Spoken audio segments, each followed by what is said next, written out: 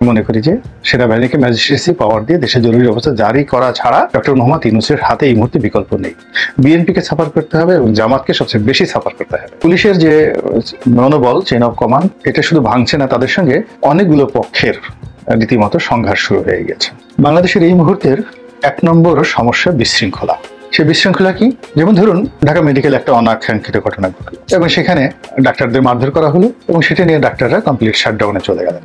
আনসাররা বিদ্রোহ করলো, বিদ্রোহ না ঠিক বিক্ষোভ করলো। বিক্ষোভ করতে করতে একেবারে কর্ম পরিবেশ ছেড়ে তারা সচিবালয়ে ঢুকে পড়লো। আবার সেই পরিস্থিতি সামাল দেওয়ার জন্য ছাত্রদেরকে আসতে হলো এবং সেখানে সমন্বয়কদের মধ্যে একজন শীর্ষস্থানীয় যিনি নেতা, তিনি আনসারদের হাতে বেদম প্রহারের শিকার হলেন এবং হাসপাতালে তিনি এখনো পর্যন্ত অসুস্থ।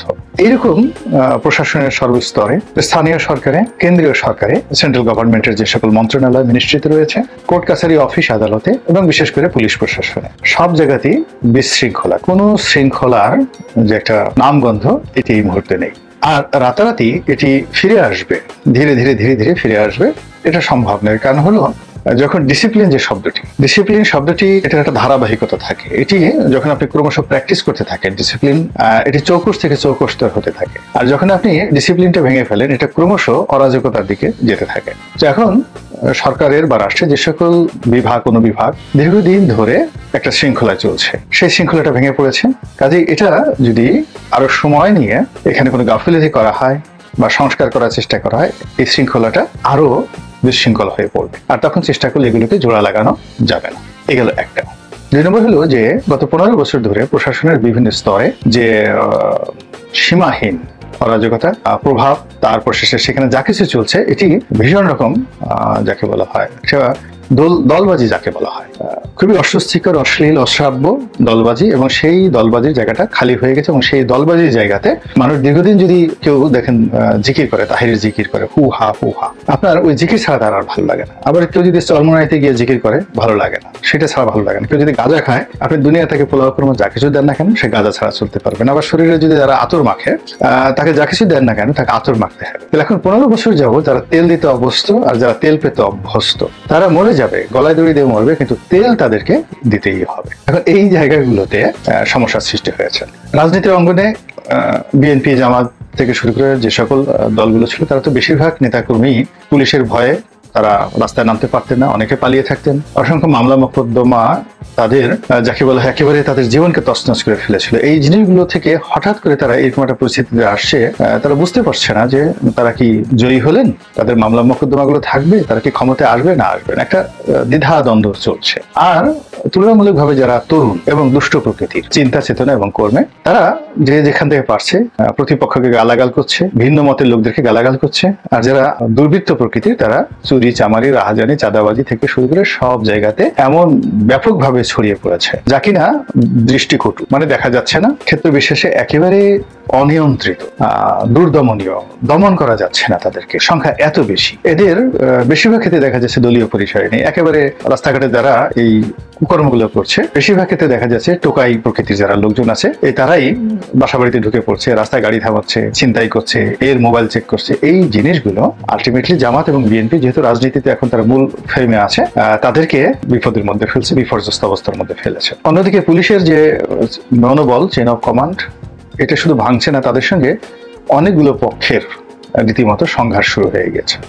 খাগড়াছড়িতে সেনাবাহিনীর সঙ্গে পুলিশের একটা অনাকাঙ্ক্ষিত ঘটনা। তারপরে আরো কয়েকটা জেলাতে, বরিশালের যেটা শুনেছি যে এক পক্ষ টেলিফোন করেছে থানায় আসার জন্য, ছাত্ররা, সেই নবম দশম শ্রেণীর ছাত্ররা, তারা ফোন করার পর পুলিশ সেখানে যায়নি, এই কারণে তারা থানায় এসে যা কিছু ঘটিয়েছে এটা মানে বলার মতো নয়। এরপরে বিভিন্ন শিক্ষা প্রতিষ্ঠানের প্রধান শিক্ষক যারা আছে, তাদেরকে পদত্যাগ করতে বাধ্য করা হচ্ছে, সেখানে তার অনেকের পছন্দ মতো লোক সেখানে বসানো হচ্ছে। এভাবে রাজনীতির একেবারে কেন্দ্র, প্রধান উপদেষ্টার কার্যালয় থেকে শুরু করে ইউনিয়ন পরিষদের সেই চৌকিদার পর্যন্ত সর্বত্রই একটা টালমাটাল অবস্থা হচ্ছে এবং সব জায়গাতেই লেনদেনের কথাবার্তা শোনা যাচ্ছে। অনিয়ম এবং অনাসৃষ্টি, এগুলো জনজীবনকে বিপর্যস্ত করে ফেলছে।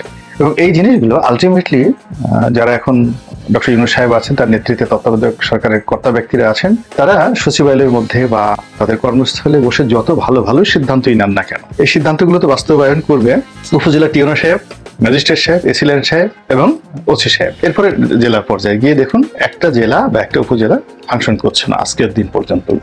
এবং কোন অবস্থাতে ফাংশন করার রীতিমতো এখন যেভাবে অ্যাডমিনিস্ট্রেশন চলছে, আমি আমার ক্ষুদ্র যে অভিজ্ঞতা সরকারের সঙ্গে কাজ করার, সরকার পরিচালনা করার, একটা উপজেলা, একটা জেলা, দুটো উপজেলা, একটা জেলা, 5টা বছর পরিচালনা করার একটা মন্ত্রণালয়, সবচেয়ে বড় মন্ত্রণালয় যোগাযোগ মন্ত্রণালয়, সংসদীয় কমিটিতে বেশ কয়েকটি সাব কমিটির চেয়ারম্যান থাকাকালীন সময় আমি এই যে মন্ত্রণালয়গুলোকে কাজকর্ম যেটা দেখেছি, সেই অভিজ্ঞতাতে আমার মনে হচ্ছে যে এভাবে হবে না। এখানে একেবারে তড়িৎ গতিতে বুলেট টিন আকারে অনেক কিছু করতে হবে। তো সেই কাজটি আসলে এই মুহূর্তে জরুরি অবস্থা ছাড়া সম্ভব নয়।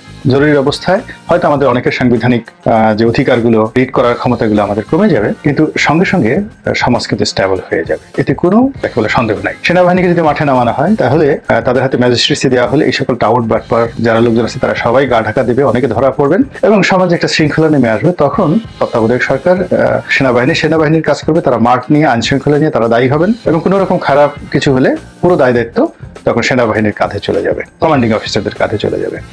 আর উপদেষ্টারা, ছাত্র যারা সমন্বয়ক রয়েছেন, তারা যে সংস্কারগুলো করতে চাচ্ছেন, যে ভালো ভালো কাজগুলো করতে চাচ্ছেন, বিদেশ থেকে টাকা আনতে চাচ্ছেন, ব্যাংকিং রিফর্ম করতে চাচ্ছেন, এই কাজগুলো তারা সুন্দরভাবে করতে পারবেন। এখন দেখা যাচ্ছে উপজেলা ভাইস চেয়ারম্যানরা তারা যাকে বলে আন্দোলন করার জন্য ঢাকাতে চলে এসেছে প্রায় 1000-এর মতো।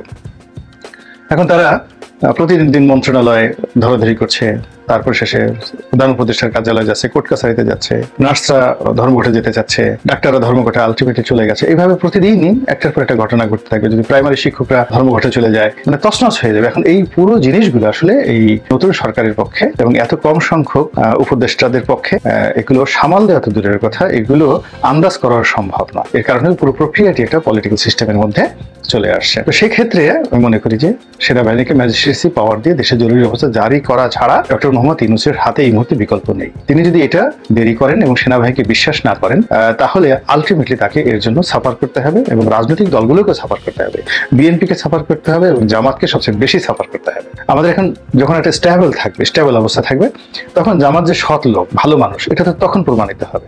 খারাপ যখন অবস্থা চলবে, তখন জামাতের লোকদেরকেই তো ছিনতাই করে তাদের পাঞ্জাবি খুলে নিয়ে যাবে। তখন আপনি সেখানে আল্লাহ বিল্লাহ করলে তো লাভ হবে না। এই জন্য আইন শৃঙ্খলা রক্ষা করতে হবে। আপনি দেখুন, পালিয়ে যাওয়া প্রধানমন্ত্রী শেখ হাসিনা, সাবেক প্রধানমন্ত্রী শেখ হাসিনা, আমি তাকে বলেছিলাম ঠিক এই যখন এই কোটা বিরোধী আন্দোলন শুরু হয়, একেবারে শুরু হয়েছে মাত্র, তখন বলেছিলাম যে পরিস্থিতি যে অবস্থা হয়ে গিয়েছে, তাকে আসলে জরুরি অবস্থা দিয়ে এখান থেকে বের হওয়া ছাড়া তার কোনো উপায় নেই। কিন্তু আফসোস যে তার মনের মধ্যে সবসময় একটা সেনাবাহিনী ভীতি ছিল এবং সে কেন জানি সেনাবাহিনীকে কখনই সে বিশ্বাস করতে পারেনি এবং সে কৌশলে, সে 2009 থেকে এই পর্যন্ত একদম কাছে থেকে দেখেছি, কৌশলে সেনাবাহিনীকে পুলিশের মুখোমুখি দাঁড় করিয়ে দিয়েছে এবং পুলিশকে সেনাবাহিনীর উপরে প্রাধান্য দিয়েছে, অস্ত্র দিয়ে, ক্ষমতা দিয়ে, সব মিলিয়ে। এবং এটা তার জন্য কতটা বুমেরাং হয়েছে সেটা এখন সে বুঝতে পারছে কিনা আমি বলতে পারবো না। এর কারণ হলো মানুষ যারা গাফিল হয়ে যায়, আল্লাহ রাব্বুল আলামিন যাদের জন্য হেদায়েতের রাস্তা বন্ধ করে দেয়, তারা শেষ পর্যন্ত কিন্তু একেবারে কবরে যাওয়ার সময় আবু জেহেলের মতো কিন্তু তারা মনে করে দে আর রাইট। এখন আমি আওয়ামী লীগের অনেক শীর্ষ যারা নেতৃবৃন্দ রয়েছেন, তাদের আচার আচরণ, চালচলন, কথাবার্তায় দেখেছি তারা এখনো মনে করছে যে শেখ হাসিনা রাইট, সে আবার ফিরে আসবে, আবার প্রধানমন্ত্রী হবে এবং তারা আবার সেই কলা মূলারা খাবে এবং পোলাও কোরমা, ঘি, মাখন দিয়ে তারা হাত রঞ্জিত করবে। এই জিনিসগুলো তারা এখনো মনে করছে। তো কাজেই এখন যারা ক্ষমতায় আছেন তারাও যদি আবার ঠিক শেখ হাসিনার মতো একই ভুল করে যে সেনাবাহিনীকে বিশ্বাস না করে, তাহলে আমরা নাগরিক হিসেবে তাদের সঙ্গে আমরাও কিন্তু ক্ষতিগ্রস্ত হবো এবং এমন একটা পর্যায়ে চলে আসবে, যেমন শেখ হাসিনা এমন একটা জায়গাতে চলে গিয়েছিল যে তার কৃতকর্ম তাকে ধীরে ধীরে তার পরিণতির দিকে নিয়ে গেছে এবং তিনি শেষ পর্যায়ে যদি চাইতেন জরুরি অবস্থা দিয়ে, মার্শাল ল দিয়ে, তখন তিনি সেনাবাহিনীকে মুখ করাতে পারতেন না। তিনি চেয়েছিলেন এমনকি ক্ষমতা হস্তান্তর করার জন্য মার্শাল ল দিয়ে সেনাবাহিনীর হাতে বন্দী হওয়ার জন্য যদি তিনি চেষ্টা করতেন, ঠিক সেই শেষ সময়টাতে সেটা সেনাবাহিনীর পক্ষে সম্ভব ছিল না।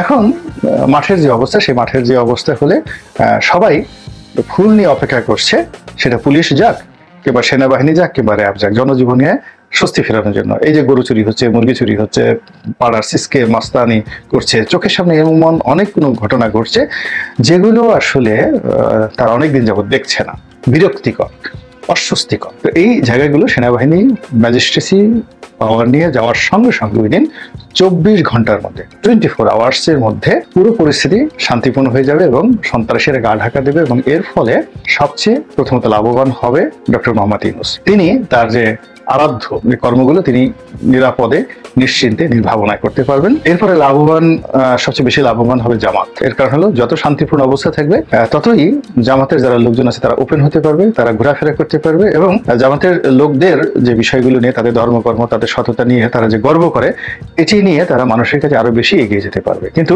যখন এরকম একটা এলোমেলো অবস্থা চলবে, জামাতের কোনো আমির বিএনপি অধ্যুষিত কোনো এলাকাতে গেলে তিনি সেখানে বসতেই পারবেন। এখন জামাত এবং বিএনপির সম্পর্কটা ভালো যাচ্ছে না, ফলে জামাত ঢাকা শহরে একটা নির্দিষ্ট জায়গাতে মুভমেন্ট করতে পারবে, কিন্তু যেখানে বিএনপি শক্তিশালী রয়েছে, কর্মীরা রয়েছে, সেখানে গেলেই জামাত অপদস্থ হবে। আবার বিএনপির যারা নেতা রয়েছেন, জনপ্রিয় নেতা রয়েছেন, তারাও বিভিন্ন এলাকাতে যেতে পারছেন না। এর কারণ হলো বিভিন্ন গ্রুপিং হয়ে গেছে। এই এক গ্রুপ আর এক গ্রুপের উপর আক্রমণ করে অনেক ক্ষেত্রে ইতিমধ্যে কয়েকটা হত্যাকাণ্ডের মতো ঘটনা ঘটেছে। শিল্পপল্লীতে, গার্মেন্টস পল্লীতে, সেখানে যেভাবে চাঁদাবাজি হচ্ছে এবং বেশ কয়েকজন বিএনপি নেতার বিরুদ্ধে দেশের শীর্ষস্থানীয় পত্রপত্রিকায় যে নিউজ আসছে, এবং এস আলমকে কেন্দ্র করে, বিভিন্ন ব্যাংক দখলকে কেন্দ্র করে, বিমা দখলকে কেন্দ্র করে অনেক নেতার নাম যেভাবে আসছে, এটা বিএনপির জন্য খুবই বিব্রতকর অবস্থা।